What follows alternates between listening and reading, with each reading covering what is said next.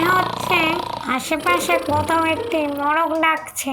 যদি এই মোরগকে শিকার করা যায় তবে আজকে খাবারটা বেশ জমে যাবে। তাড়াতাড়ি শিয়াল পণ্ডিতকে ডাকে। শিয়াল পণ্ডিত, ওঠো তাড়াতাড়ি, শুনতে পাচ্ছ?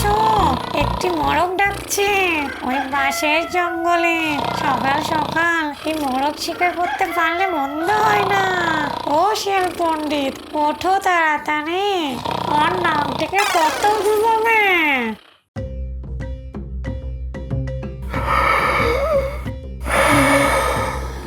কই, কোথায় মোরগ? সকাল সকাল স্বপ্ন দেখছো নাকি? ওই দেখো, আমারও ডাকছে মোরগটা, ভালো করে শোনো, বুঝতে পারবে। শিয়াল মোরগের ডাক শুনতে পেয়ে খুব আনন্দিত হয়ে বলল, শিয়াল রানী, তাড়াতাড়ি চলো। আজ যদি এই মোরগকে শিকার করতে পারি তাহলে তো ব্রেকফাস্ট জমে যাবে গো।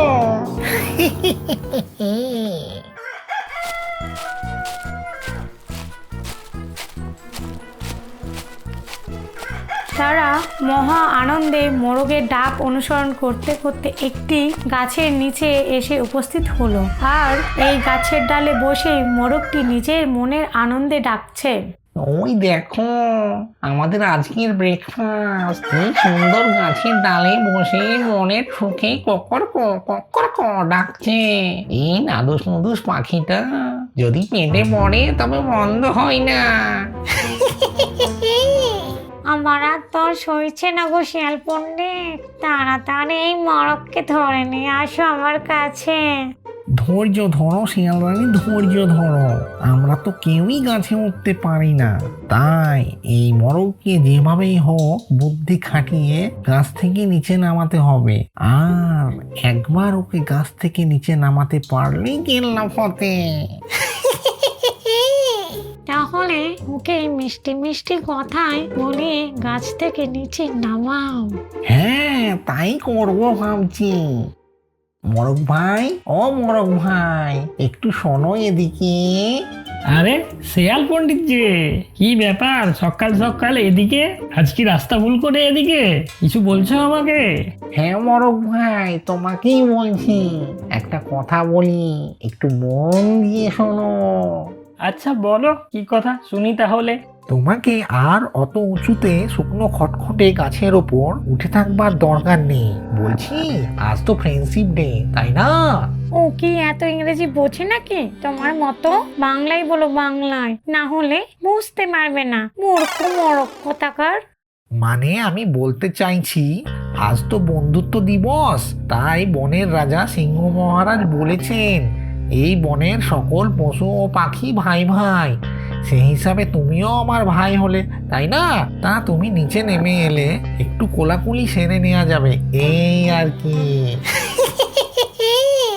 মোরগ শিয়ালের এই চালাকি খুব সহজেই বুঝতে পেরে তার কথায় আর কর্ণপাত না করে সে তার ঘাড় উঁচু করে দূরে কিছু একটা দেখার চেষ্টা করতে লাগলো।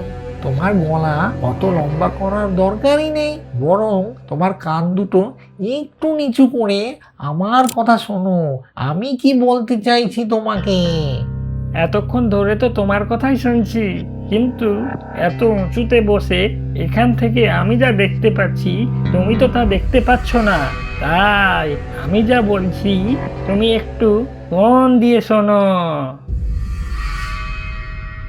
ওই পাড়ার এক পাল কুকুর ভাই ভাই করতে করতে আমাদের দিকেই ছুটে আসছে। ওদের মধ্যে আবার কয়েকটি খেপা কুকুরও আছে।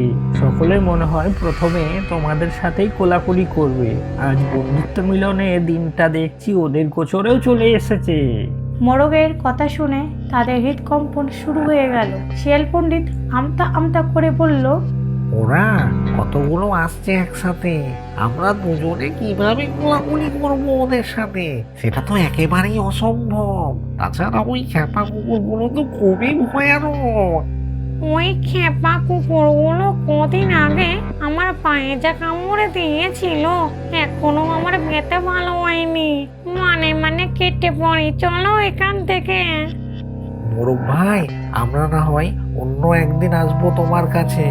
বন্ধু মিলন তো আর পালিয়ে যাচ্ছে না। এখন যাই এখান থেকে।